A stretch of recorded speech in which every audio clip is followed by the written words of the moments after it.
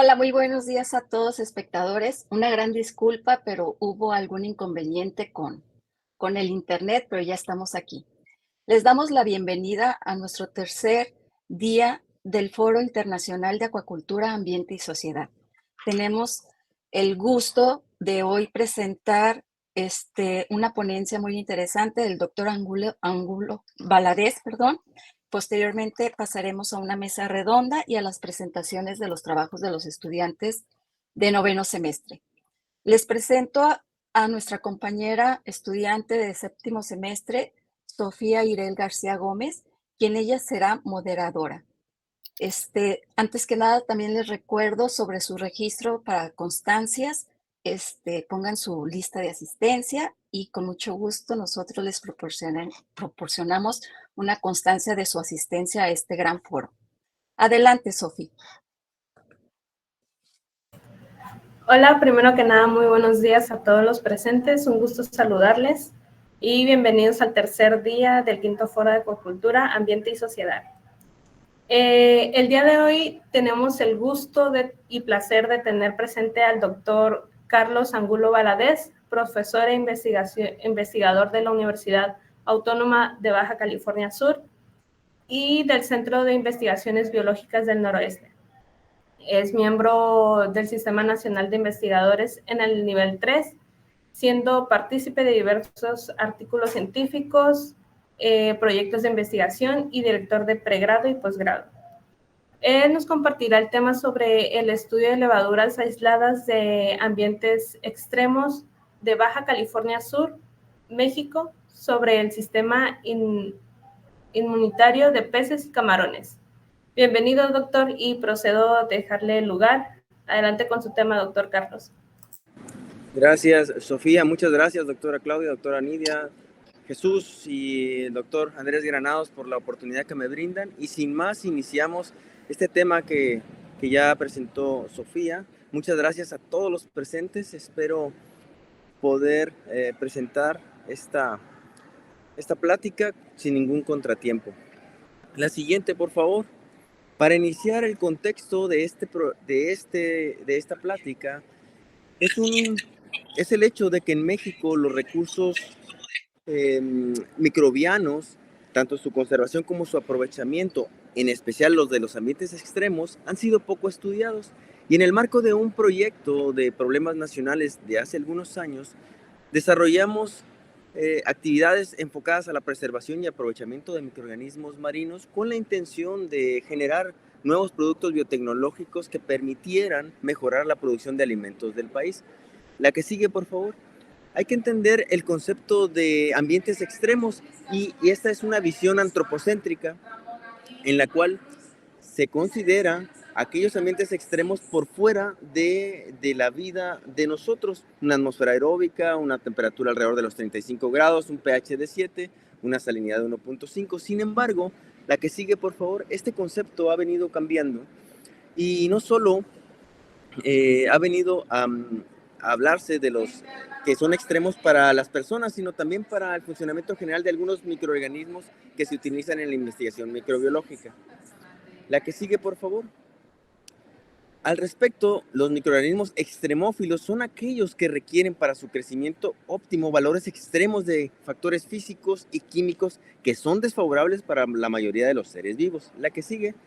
Y en este sentido, hay diferentes ambientes que tienen condiciones químicas como alto pH o bajo pH, salinidades de diferentes concentraciones o temperaturas altas, bajas, presiones, radiaciones, y que todos estos ambientes en nuestro globo terráqueo existen.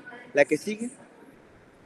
Y es de particular importancia que ustedes sepan que existen microorganismos extremófilos, hasta extremo tolerantes, que esos requieren forzosamente un alto grado de esa condición que les permite crecer y multiplicarse, como aquellos que se llaman tolerantes, extremo tolerantes, los halotolerantes o los termotolerantes, y que son de importancia para nosotros en la producción de alimentos de origen animal, particularmente acuícola. La que sigue, por favor. Estos microbios, para poder desarrollarse, requieren de competir con otros microorganismos por espacio y nutrientes, y para ello, desde luego, defenderse de estos ambientes agresivos, Y para ello sintetizan proteínas que les permiten dar termoestabilidad o permiten tanto a la estructura general como el ADN, o ácidos grasos que en su membrana les permiten soportar diferentes condiciones extremas. Algunos compuestos que producen de tipo metabolito son osmoprotectores, bioprotectores o antioxidantes. Y además, algunos de ellos tienen mecanismos de hipobiosis, como la esporulación, que no es más que una forma de vida latente. La que sigue, por favor. En Baja California Sur existen diversos ambientes, entre ellos se encuentran la salinera de Guerrero Negro, que tiene vasos concentradores de sal que van desde la concentración de sal de 4%, que es el agua marina, hasta 32 o hasta 38% en la última etapa de evaporación de la sal. Y en esos lugares habitan microorganismos. También tenemos en Santispac, en Bahía Concepción, en esta playa, una ventila volcánica, de la cual el agua se encuentra entre 60 y 65 grados centígrados, y ahí también habitan microorganismos. La que sigue, por favor. Estas son fotografías del ambiente, por ejemplo, en la parte superior izquierda de su pantalla, un vaso concentrador de sal de la salinera, o este manglar que se encuentra en Santispac, donde está la ventila volcánica hidrotermal, con algunas dificultades que luego nos enfrentamos. La que sigue, por favor. También, por ejemplo, en Punta Arenas, donde está el faro, encontramos ambientes de esta naturaleza. La que sigue, por favor. Y dificultades que pueden también sucedernos en estos lugares, como se aprecian en las fotografías. La que sigue. Una vez que hemos colectado estas muestras de estos ambientes, hay que proceder a la dilución, al aislamiento y a la purificación de los microorganismos. En este proyecto eran bacterias, levaduras, hongos y microalgas, aunque me enfocaré más a las levaduras y algún ejemplo en el caso de hongos. Y bueno, como se observa en las fotografías, el aislamiento hasta llegar a la obtención de un microorganismo purificado es importante para luego hacer una identificación molecular. Pero como estamos hablando de probióticos, la que sigue, por favor, debemos de procurar aquellos probióticos o aquellos organismos que tienen resistencia a la salinidad. Por ejemplo, si hemos aislado de un vaso concentrador de sal de 30 o de 24 o de 16% de salinidad, pues necesitamos que sea tolerante a las condiciones de salinidad en los cultivos acuícolas, llámese 4%, o resistencia a la bilis, que es capaz de degradar los ácidos grasos que se encuentran en la membrana de algunos microorganismos, o resistencia al pH, porque existen pHs diferentes en el tracto gastrointestinal. Y otra característica, la capacidad de inhibir patógenos por la competición de espacio y nutrientes o por la síntesis y producción de moléculas antimicrobianas. No obstante, es importante que algunos microorganismos probióticos no tienen todas las características, aunque sea lo ideal. Una característica importante es que deben de tener la capacidad de adherirse, en este caso, al intestino. Y eso es importante porque, al igual que los patógenos, para poder ejercer su función, los probióticos requieren adherirse al intestino.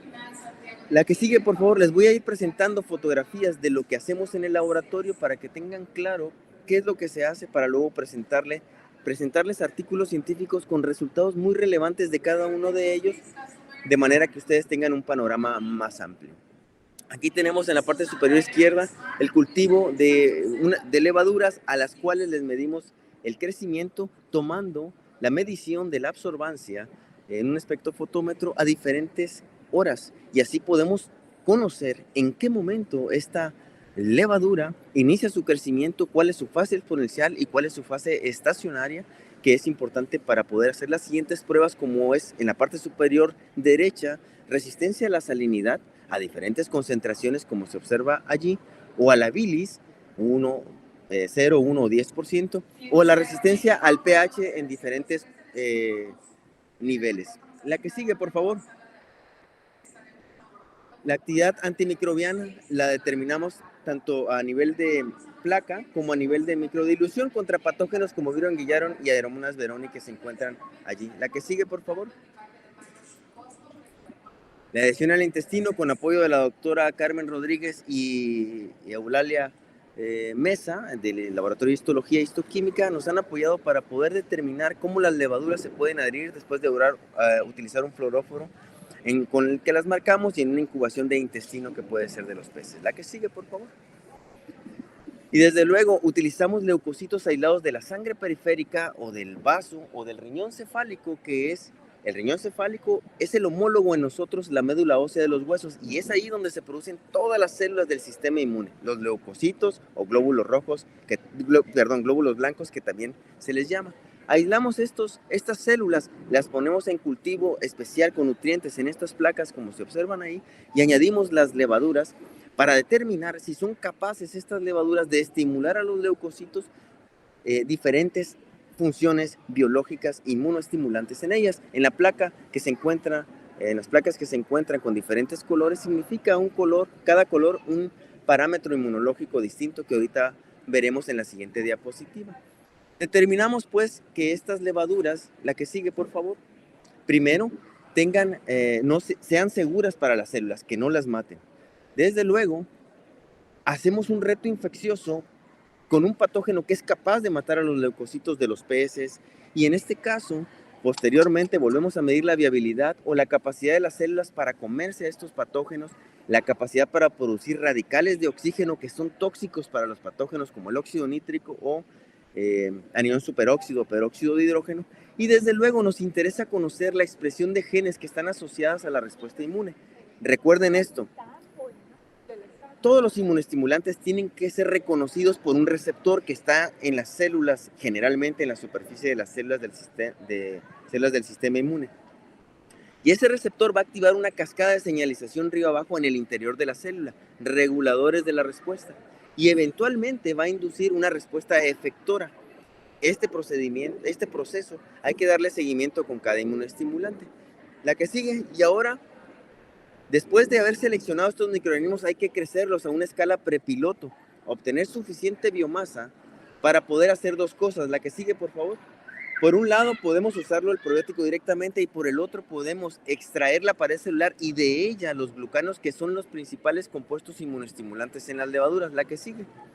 Y estas las mandamos a caracterizar con técnicas analíticas sofisticadas que nos permiten saber, por ejemplo, el peso molecular, porque el peso molecular está íntimamente asociado a la capacidad inmunoestimulante, ya sea de bajo o de alto peso molecular, entre otras propiedades físico-químicas. La que sigue, por favor. Y una vez que tenemos esto, hay que elaborar dietas incorporando, ya sea el probiótico o los glucanos, a la dieta. Hay que prepararlas. Y la que sigue, para poder administrárselo a los animales en sistemas acuáticos diseñados para este fin. Generalmente hacemos dietas con alimentación de 30 días, con muestreos a los 15 y a los 30 días. La que sigue, por favor. Y bueno, con esto en mente, les voy a platicar de cada artículo el resultado más relevante que he encontrado, que hemos encontrado. Y solo recordarles que medimos varios parámetros. Yo solamente van a encontrar que va a haber parámetros distintos en cada trabajo, porque consideré que eran los más relevantes, pero que en su conjunto cada artículo generalmente tiene todos estos parámetros que les voy a explicar.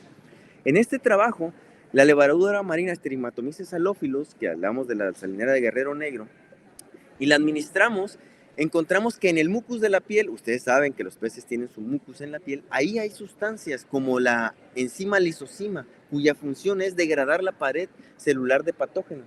Y en este sentido, ustedes pueden observar en la barrita blanca es el control que no se le dio nada a la dieta comercial. Y en cambio los otros dos son niveles de inclusión de la levadura, 0.55% y 1.1%. Ven un efecto escalonado, una dosis dependiente a los 15 y a los 30 días. Incluso después de la infección con el patógeno Vibrio parhemolyticus, esta actividad se ve incrementada.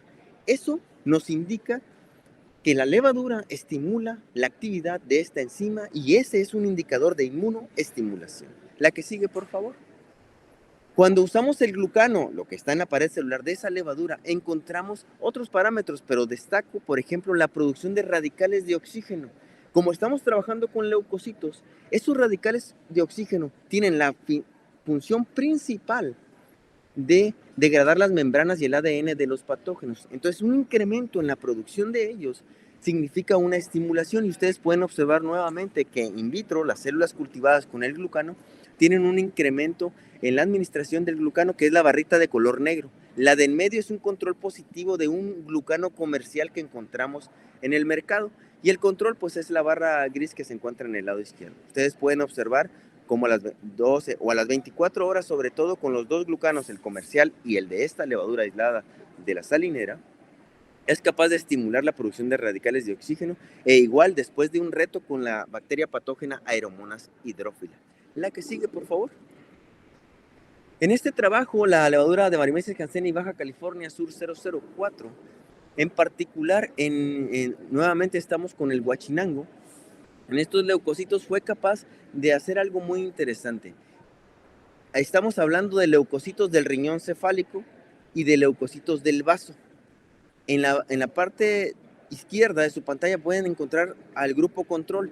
La barra de color blanco significa las células viables, mientras que la barra de color negro y gris son células apoptóticas en proceso de muerte o de necrosis. El control tiene una gran cantidad de células viables, como se observa aquí, y en el extremo derecho van a encontrar a Vibrio BP, que significa Vibrio parhemolyticus. Este patógeno mata a las células, por eso la barrita de color blanco disminuye y aumentan las barritas de color negro y gris porque son células en proceso de muerte. Cuando le aplicamos de Barimeses hanseníae H0 Baja California Sur 004, ustedes pueden observar una protección parcial ante el reto infeccioso porque las barras de color blanco son superiores que las encontradas en el grupo tratamiento de control BP. Lo mismo sucede tanto en los leucocitos de riñón cefálico como de vaso. La que sigue, por favor. Aquí, en este caso, en la dorada, volvemos a este pez del Mediterráneo, Sparosaurata. Lo que demuestra la imagen de la parte superior derecha es la fluorescencia, porque allí están las levaduras que se adhirieron al intestino. Ya les conté que es una característica importante que se puedan adherir para ejercer sus funciones pro vida. Y en el mucus de la piel de este pez se encontró, como pueden observar, actividad bactericida, mientras que la dieta que no tenía respecto al control, el control es el patógeno respectivo de cada uno de ellos, y pueden observar una mayor actividad bactericida contra cada una de las bacterias en una dosis, digamos. Lo que quiero decir es que hay diferentes susceptibilidades en cada patógeno: Aeromonas hydrophila, Vibrio vulnificus, Vibrio parhemolyticus y Pedamsela. Se me fue ahorita el nombre del género de esta especie. La que sigue, por favor. El glucano de esa levadura, también en el caso de una dieta en el huachinango, nos permitió encontrar que el huachinango aumenta la expresión de genes que codifican para receptores de glucanos, el receptor TLR2 y el receptor de tipo lectina de la familia 4. Como ustedes pueden observar, el grupo control tiene una expresión más baja comparado con el grupo de la levadura, que se representa como Baja California Sur 004, o el Simosan, a la semana 2 o a la semana 4. Este patrón se repite para ambos receptores. Eso nos dice que las células del sistema inmune del pez están transcribiendo el gen del receptor para reconocer más glucano. Esa es una demostración de una estimulación de receptores para reconocer más a esta molécula, y eso también se asocia a la inmunoestimulación. La que sigue, por favor. Aquí tenemos a Yarrovia lipolítica. Nuevamente, como el trabajo anterior que les mostraba hace un momento, en leucocitos del huachinango observamos ese efecto protector cuando ustedes observan en la tabla, tanto en riñón cefálico, más bien en riñón cefálico, de manera destacada, frente al reto infeccioso con Vibrio parhemolyticus. Lo que se llama viable es las células, que están siendo las del control 81%, las de levaduras, o sea, es decir, los leucocitos estimulados con levaduras y luego retados con el patógeno 84%, mientras que los que fueron retados, los leucocitos retados con el patógeno tienen 57%, baja la viabilidad. Y esto implica que hay una protección por la estimulación con las levaduras. No obstante, esto no se observó en los leucocitos del vaso, lo cual se asocia a la susceptibilidad que puedan tener los distintos leucocitos en cada uno de estos órganos de este pez. La que sigue, por favor. Esta misma levadura y otra, digamos, son dos aislados distintos. Les medimos algo interesante. Por sí solas, las levaduras tienen capacidad antioxidante y nosotros hemos escuchado que nos recomiendan consumir antioxidantes en nuestra dieta. Bueno, estas levaduras también tienen, y dependiendo de la prueba, encontramos que una era superior a la otra en cuanto a actividad, ya sea para radical hidroxilo o anión superóxido o la capacidad de quelar el hierro. Y también encontramos que los peces alimentados con estas levaduras no mostraban daños aparentes en la estructura anatómica del intestino. La que sigue, por favor. Ahora bien, en una ampliación para trabajar con nanotecnología, no va a ser.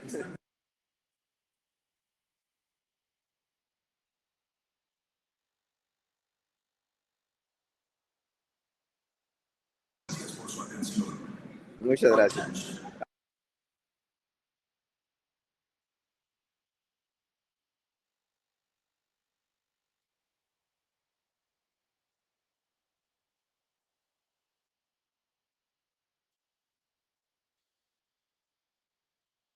Thank you.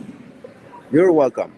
En un enfoque para tratar de sintetizar nanopartículas a partir de glucanos, acuérdense de la síntesis verde.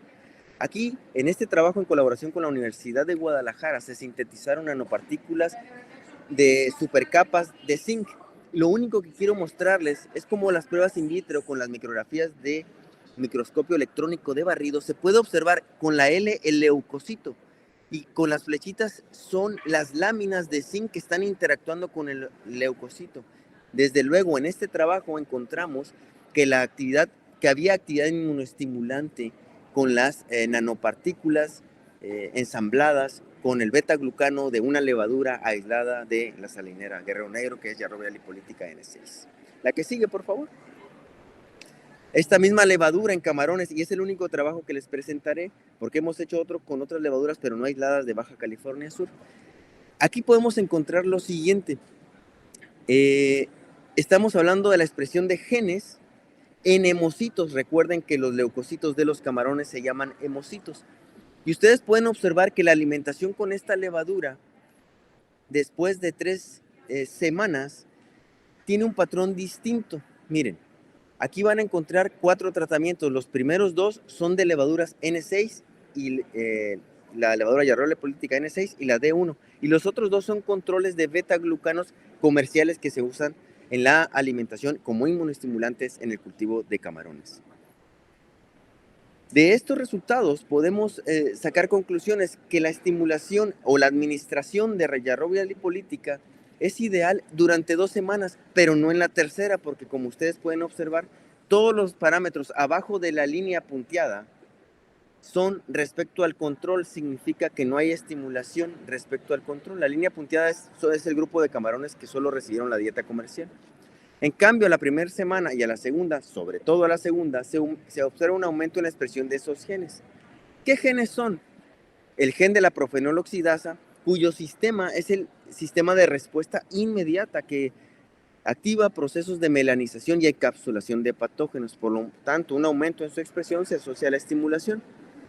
Por otro lado, tenemos la penaidina 4, que es un péptido antimicrobiano. Como su nombre lo indica, el aumento en la expresión de un péptido antimicrobiano significa que estos leucocitos estarían mejor preparados con antimicrobianos para matar a patógenos que entren en circulación en el camarón. Y por último, la lisozima, cuya función ya les expliqué, y como se puede observar, el aumento en la expresión de este gen. La que sigue, por favor. Cloveromyces lactis la probamos también nuevamente en la dorada, y de este trabajo rescato que en el mucus de la piel de la levadura, de la dorada, se encontró que la administración por 15 o 30 días con 0.55% o 1.1% en la dieta incrementaba la actividad bactericida contra Vibrio parhemolyticus, contra Vibrio harbei y contra Vibrio anguillarum. Y eso demuestra que estos peces están mejor preparados para hacer frente a una infección oportunista en el cultivo. La que sigue, por favor. Solo por mencionar 2 ejemplos, en el caso de hongos, aislamos hongos. De todos ellos, Aspergillus ocraceus, Aspergillus botrytis y Aspergillus niger. Aspergillus niger, el glucano de la pared celular de este hongo, fue capaz de estimular una molécula proinflamatoria. Y el proceso proinflamatorio es muy importante en la infección, es la primera reacción que tiene nuestro cuerpo para combatir un patógeno. Y un marcador de procesos proinflamatorios es el factor de necrosis tumoral alfa. Y como ustedes pueden observar, no todos los glucanos de hongo funcionan como inmunoestimulantes, pero el de Aspergillus niger fue capaz de estimular los leucocitos del guachinango, incluso superior al simosan, que es un glucano comercial que se puede utilizar. La que sigue, por favor. Este mismo trabajo, pero en células de la totuaba, nos permitió encontrar que la totuaba, las células de la totuaba, los leucocitos de totuaba, expresan dos receptores, el tipo lectina C, tipo lectina C de la familia 17A y el receptor TOP-GLA receptor 2, cuya expresión se incrementó precisamente con la administración del glucano y el reto infeccioso, mientras que con el glucano comercial y vidrio parahemolíticos no se incrementó. Pues bien, con esto, la que sigue, por favor, me gustaría concluir lo siguiente, para que quede en ustedes. En los ambientes extremos de Baja California Sur habitan microorganismos extremotolerantes con actividad inmunoestimulante para peces y camarones. Y que las levaduras aisladas de Baja California Sur o en Baja California Sur podrían aprovecharse como aditivos dietéticos para mejorar la producción de alimentos de origen acuícola del país. Y en beneficio de la sociedad y con el cuidado del ambiente, considerando que se procura reducir el uso de antibióticos, cuyo problema mundial radica en el aumento de la resistencia de los patógenos a los antimicrobianos. Por último, me gustaría agradecerles a todas las personas, en especial del grupo de Inmunología y Vacunología, que hemos colaborado para generar estos resultados, y en especial también a todos ustedes por su amable atención. La que sigue, por favor. Muchas gracias y quedo atento. Muchas gracias por acompañarnos y compartirnos este tema muy interesante. Y muchas gracias, doctor Carlos.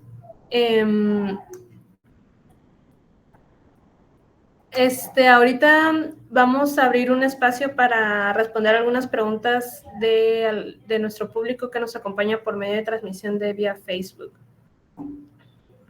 Como primer pregunta, tenemos, ¿se llevó a cabo alguna recolección de datos para crear una base de datos que ayude a futuras investigaciones, incluida la información de antecedentes geográfico en las zonas en donde se encuentran los microorganismos extremófilos? Sí, es una muy buena pregunta y la respuesta es sí. Tomamos coordenadas geográficas, tomamos variables físico-químicas en algunos casos, y finalmente tenemos la colección de microorganismos que asciende a más de 1000 en nuestra colección de microorganismos y que pueden utilizar los estudiantes. En la actualidad, todos estos microorganismos los hemos ido analizando poco a poco con el apoyo de estudiantes que han estado interesados, es decir, del ultracongelador, que están preservados en ultracongelación. Los sacamos, los volvemos a cultivar y empezamos a hacer todas estas pruebas para encontrar aquellos probióticos con atributos superiores a inmunoestimulantes comerciales. Así que si alguno está interesado en desarrollar un trabajo de investigación con nosotros, con estos microorganismos, están cordialmente invitados y son bienvenidos. Muchísimas gracias, doctor, por su respuesta. Otra pregunta dice, buenos días, muy interesante. Los muestreos que se llevaron a cabo en campo, ¿cuáles fueron los parámetros que se tomaron en cuenta para definir un punto de muestreo? Y si se recabó información geográfica para cada sitio de muestreo. Se parece a la pregunta anterior que ya respondí, pero hay algo que comenta y es muy importante. Tomamos muestras de suelo y de agua. Y tomamos de los diferentes vasos concentradores de sal, alrededor de 8, que van de 4, luego sube a 8, luego a 16, luego a 24, luego a 32 y luego a 38. Y en las ventilas volcánicas tomamos a diferentes niveles del suelo, a los 5 centímetros, a los 10 centímetros y a los 15 centímetros para estratificarlos. Coordenadas geográficas y variables fisicoquímicas, ya contesté que sí lo tomamos. Claro que sí. Ok, muchísimas gracias. Seleccionamos esto porque de todos los que visualizamos eran los que consideramos más importantes, pero también tomamos de ambientes hiperáridos, las dunas de Guerrero Negro, por ejemplo, y también tenemos de ellos. Y asociados a raíces de plantas del desierto, que también tenemos de ellos. Gracias, doctor. Buen día. ¿Empleó algún tipo de sistema de información geográfica para seleccionar sitios de muestreo? De ser así, ¿cuál o cuáles fueron? Sí, solamente usamos el GPS, que es un aparato de GPS, no usamos otro mecanismo. Muchas gracias.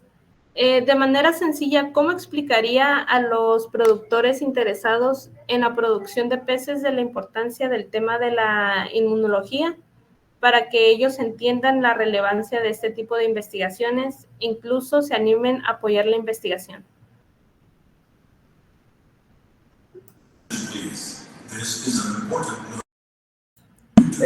¿Sí se escucha? Porque... Sí, se escucha. Bueno, miren, por poner un ejemplo, en el 2013 en México apareció la enfermedad del síndrome de la mortalidad temprana en camarones. Colapsó la producción nacional de camarones. Y esa enfermedad la causó un patógeno llamado Vibrio parhemolyticus, que adquirió un plásmido que ahora le confería la capacidad de producir una toxina que causaba la necrosis del hepatopáncreas. En la actualidad, muchos productores usan probióticos de manera preventiva en las etapas críticas que son cuando van a sembrar o antes de la siembra. Y por lo tanto, fortalecer el sistema inmune permite que los organismos estén mejor preparados para hacer frente a estas infecciones. Yo les explicaría de la manera más sencilla. Cuando uno como ser humano va a tener un proceso de estrés, o por ejemplo, ahorita la vacuna contra la influenza que todos nos están invitando a aplicárnosla, es porque viene diciembre y va a haber una mayor probabilidad de enfermarnos de la influenza. Por lo tanto, nos recomiendan vacunarnos. Lo mismo ocurre en la producción de alimentos. Si vas a hacer un manejo que va a estresar a los animales, pueden ser propensos a desarrollar enfermedades y hay que fortalecer su sistema inmune previo a ello. Muchas gracias, doctor. Otra pregunta, dice, muy llamativo el tema. Una pregunta, ¿qué características y aspectos fueron los necesarios para seleccionar las levaduras según sus resultados que buscaban? Primero, que tuvieran tolerancia a las condiciones que esperamos en el tracto gastrointestinal. Algunas no sobrevivieron y por lo tanto ya no se utilizaron, se murieron, no aguantaron, necesitaban condiciones extremas. Por otro lado, después de eso, que tuviera capacidad de adhesión. Y además, encontramos que algunas o eran resistentes a la salinidad, más bien, resistentes a la salinidad sí eran, más bien, algunas eran más resistentes a pH, otras no, pHs bajos, otras eran resistentes a bilis y otras no. Sin embargo, cuando las administrábamos en la dosis adecuada, eran capaces de estimular la respuesta inmune de los peces. Por lo tanto, no solo importan las propiedades de resistencia o de tolerancia que tienen a estas condiciones in vitro, sino además la dosis adecuada que permita estimular a los organismos. Muchas gracias, doctor. Y como última pregunta tenemos, ¿qué impacto tendría en el ecosistema que algunos peces que fueron tratados con la levadura llegaran a liberarse en Baja California Sur? Esa es una pregunta súper interesante. ¿Saben qué? No tengo respuesta para ella. Y es más, quien la ha hecho o quienes se interesen por responderla, honestamente, los invito a que se unan a nuestro grupo de trabajo, porque es muy interesante. Nosotros le damos a la levadura. Sabemos que no le hace daño a los peces, sabemos que no le hace daño en ningún sentido, más bien que los beneficia. Pero la pregunta es válida. ¿Qué pasa cuando se libera en el ambiente? Vamos a responder esta pregunta. No obstante, también hay que poner todo en su justa dimensión. Porque los peces que están cultivados, o los camarones que están cultivados, hacinados, es decir, conglomerados, producen una gran cantidad de contaminantes y también deberíamos de estar ocupados en conocer esa parte. Espero haberme explicado. en el sentido de que la pregunta es muy interesante para saber qué pasa. Beneficia, reduce la contaminación que se produce en los procesos en los sistemas de producción de cultivo, aumenta la contaminación, cambian las poblaciones de microbios benéficos o dañinos. Nosotros hemos encontrado que la administración en el agua de algunas levaduras mejora el sistema inmune y reduce en el agua la cantidad de patógenos. Por lo tanto, es una línea de investigación que me parece que se puede abordar con mucho interés y éxito y beneficio para la producción de especies acuícolas. Muchas gracias, doctor. Y para finalizar la ponencia magistral, ¿algún comentario que nos quiera compartir para despedir esta transmisión? Por supuesto, mi comentario inicial va dirigido a todos los jóvenes estudiantes. Este es un momento magnífico, extraordinario, excepcional. No todos los días tenemos la oportunidad de compartir ideas, de compartir investigaciones y de discutir en torno a ello. Pensar es una oportunidad y compartir ideas, discutirlas, nos saca de lo que normalmente hacemos.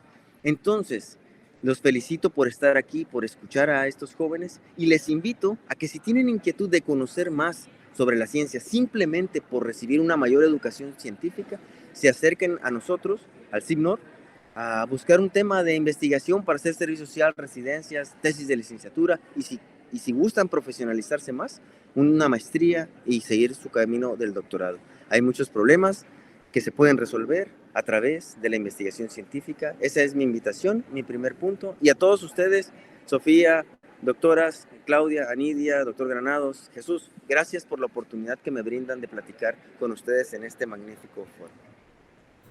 Nuevamente, muchísimas gracias, doctor, por responder las preguntas y presentarnos este tema muy interesante, y a todo el público en general que nos acompaña el día de hoy. Les recordamos que continuaremos con el programa con la actividad de mesa redonda y en donde nos acompañarán investigadores de distintas instituciones presentando la temática de prevención y tratamiento de enfermedades. Muchas gracias.